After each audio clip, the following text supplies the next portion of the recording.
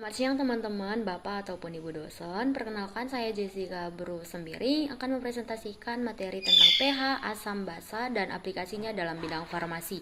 Topik ini penting banget karena hampir semua obat yang kita gunakan sehari-hari berhubungan dengan konsep pH. Sebagai pembuka, konsep asam dan basa ini merupakan dasar dalam kimia farmasi ya, karena sebagian besar obat itu bersifat asam, lemah ataupun basa lemah, dan sifat ini sangat mempengaruhi stabilitas, kelarutan, serta bioavailabilitas obat. Karena itu, pengaruh pH jadi hal yang sangat penting, baik dalam formulasi obat maupun quality control. Selanjutnya, kita langsung masuk ke konsep pH ya. pH merupakan ukuran konsentrasi ion hidrogen atau ion H+ dalam suatu larutan. Nah, skala pH bersifat logaritmik, bukan linear.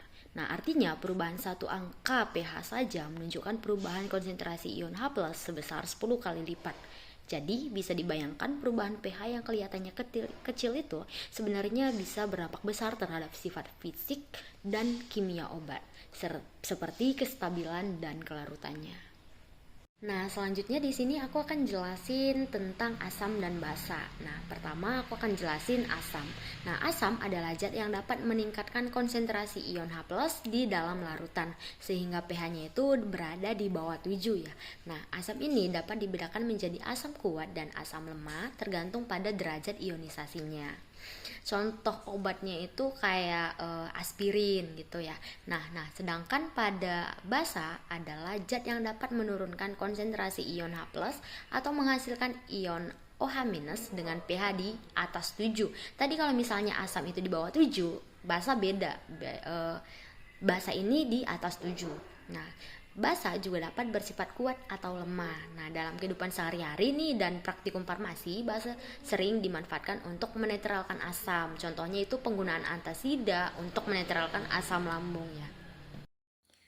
Nah, selanjutnya teori asam basa. Nah, teori asam basa yang paling sederhana adalah teori Arrhenius. Nah, menurut Arrhenius, asam adalah zat yang menghasilkan ion H+ dalam air. Nah, sedangkan basa menghasilkan ion OH-. Nah, teori ini sangat mudah dipahami tetapi memiliki keterbatasan karena hanya berlaku dalam larutan berair. Karena keterbatasan ini kemudian dikembangkan teori asam yang basa yang lebih luas. Nah, selanjutnya teori yang kedua yaitu teori Bronsted-Lowry yang menyatakan bahwa asam adalah zat yang menyumbangkan proton sedangkan basa adalah zat yang menerima proton. Nah, teori ini lebih fleksibel dibandingkan Arrhenius karena tidak terbatas hanya pada larutan air. Namun, untuk menjelaskan reaksi yang lebih kompleks lagi, masih dibutuhkan teori yang lebih umum. Nah, selanjutnya yaitu teori Lewis. Teori Lewis menyatakan bahwa asam adalah zat yang menerima pasangan elektron, sedangkan basa adalah zat yang menyumbang pasangan elektron. Nah, teori ini banyak digunakan untuk menjelaskan reaksi kompleks, termasuk interaksi obat dengan reseptor. Setelah memahami definisi asam dan basa, selanjutnya kita akan melihat bagaimana kekuatan asam dan basa ditentukan. Nah, pertama kita bahas tentang kekuatan asam. Nah, kekuatan asam ditentukan oleh banyaknya ion H+ yang dilepaskan ke dalam larutan. Nah, asam kuat terionisasi hampir sempurna, sedangkan asam lemah hanya terionisasi sebagian saja. Nah, kekuatan asam lemah ini dinyatakan dengan tetapan ionisasi asam atau Ka. Nah, semakin besar nilai Ka, maka semakin kuat sifat asamnya. Hal ini juga serupa berlaku pada basa. Nah, selanjutnya kita masuk ke kekuatan basa ya. Nah, kekuatan basa ini ditentukan oleh jumlah ion OH- yang dihasilkan. Nah, basa kuat terionisasi hampir sempurna, sedangkan basa lemah hanya sebagian saja. Kekuatan basa lemah dinyatakan dengan tetapan ionisasi basa atau Kb. Nah, konsep kekuatan asam dan basa ini berkaitan erat dengan derajat ionisasi.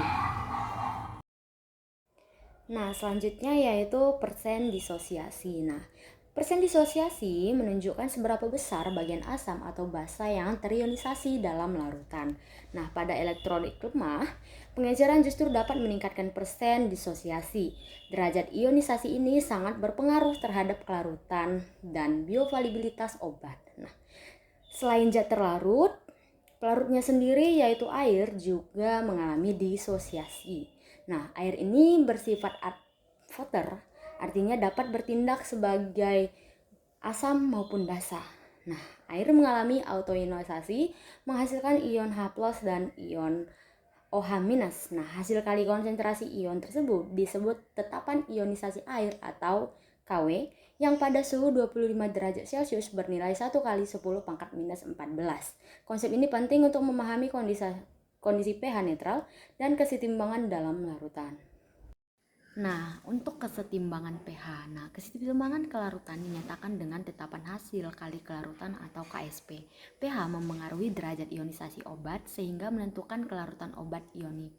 Nah, bentuk terionisasi lebih mudah dalam larutan air dibandingkan bentuk tidak terionisasi. Nah, faktor yang mempengaruhi kelarutan yaitu faktor pH, larutan, suhu, efek ion senama, dan kompleksasi. Nah, signifikasinya dalam farmasi itu kelarutan berperan penting dalam bioavailabilitas obat serta menurunkan absorpsi dan efektivitas terapi. Nah, selanjutnya kita masuk ke pengukuran pH dan efek ion sinema. Pertama-tama aku akan jelasin tentang pengukuran pH terlebih dahulu. pH digunakan untuk menyatakan tingkat keasaman atau kebasakan suatu larutan. Nah, skala pH itu bersifat logaritmik ya. Nah, pH di yang lebih kecil dari 7 itu bersifat asam, pH yang sama dengan 7 itu bersifat netral, sedangkan pH lebih dari 7 itu bersifat basa. Pengukuran pH dilakukan menggunakan indikator asam basa atau pH meter. Nah, pH meter memberikan hasil yang paling akurat dan banyak digunakan dalam bidang farmasi. Nah, selanjutnya efek ion sinema. Efek ion sinema ini terjadi akibat penambahan ion sejenis ke dalam suatu larutan. Nah, penambahan ion sejenis menggeser keseimbangan ionisasi, derajat ionisasi asam ataupun lemah itu menjadi menurun. Dan ini sering digunakan untuk menjaga kestabilan pH larutan obat. Nah, selanjutnya aku juga akan menjelaskan larutan buffer. Nah, larutan buffer adalah larutan yang mampu mempertahankan pH meskipun ditambahkan asam atau basa dalam jumlah kecil. Nah, buffer biasanya terdiri dari asam lemah dan basa konjugatnya. Nah, dalam farmasi, buffer sangat penting terutama untuk sediaan injeksi, tetes mata, dan sediaan oral cair. Selain buffer, reaksi asam basa juga dapat menghasilkan garam. Nah, reaksi netralisasi antara asam dan basa menghasilkan garam dan air. Garam yang terbentuk dapat bersifat basa, asam, ataupun netral, tergantung dari kekuatan asamnya dan basa penyusunnya. Nah, sifat ini sangat penting karena dapat mempengaruhi pH dan kestabilan sediaan obat. Nah, selanjutnya yaitu sifat asam dan basa garam. Nah, garam hasil reaksi netralisasi dapat bersifat asam, basa, ataupun netral. Nah, sifat garam ini ditentukan oleh kekuatan relatif asam dan basa pembentuknya. Nah, garam dari asam kuat dan basa kuat ini bersifat netral. Garam dari asam lemah dan basa kuat itu bersifat basa, sedangkan garam dari asam kuat dan basa lemah itu bersifat asam. Nah, sifat asam basa garam dapat mempengaruhi pH larutan obat dan kestabilan sediaan. Nah, selanjutnya yaitu asam dan basa konjugatnya. Nah, asam dan basa konjugat terbentuk setelah reaksi asam basa.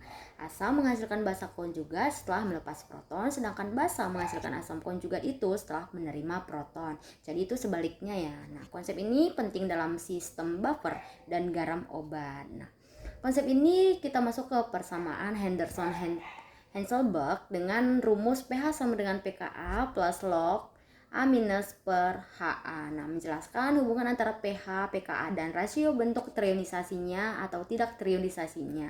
Nah, ini digunakan untuk menentukan pH larutan buffer, menghitung derajat ionisasi obat asam ataupun basa lemah, memprediksi kelarutan dan absorbasi obat, serta ini juga ada kurva titrasi yang menunjukkan perubahan pH terhadap penambahan titran dan digunakan untuk analisis obat dan penentuan pKa. Nah, selanjutnya kita masuk ke aplikasi asam basa dalam bidang farmasi. Nah, aplikasi yang pertama adalah pengaruh pH terhadap kelarutan obat. Nah, pH menentukan derajat ionisasi obat dan bentuk terionisasi umumnya lebih mudah larut dalam air. Jika obat sulit larut, maka jumlah obat yang tersedia untuk bekerja di dalam tubuh itu juga berkurang. Nah, aplikasi berikutnya yaitu berkaitan dengan absorpsi dan bioavailabilitas obat. Secara umum, bentuk tidak terionisasi lebih mudah menembus membran biologis. Contohnya, obat asam lemah lebih mudah diserap di lambung, sedangkan obat biasa lemah itu lebih mudah diserap di usus. Aplikasi ketiga, yaitu terakhir, adalah pengaruh pH terhadap stabilitas dan keamanan obat. Nah, pada pH tertentu, obat dapat mengalami degradasi seperti hidrolisis atau oksidasi. Dengan pengaturan pH yang tepat, umur simpan obat dapat diperpanjang dan risiko iritasi pada pasien dapat dikurangi. Nah, dari ketiga aplikasi tersebut dapat disimpulkan bahwa pengaturan pH sangat penting untuk menjamin efektivitas, stabilitas, dan keamanan obat. Nah, jadi itulah penjelasan dari pH, asam dan basa yang saya telah presentasikan. Nah, semoga bermanfaat. Terima kasih.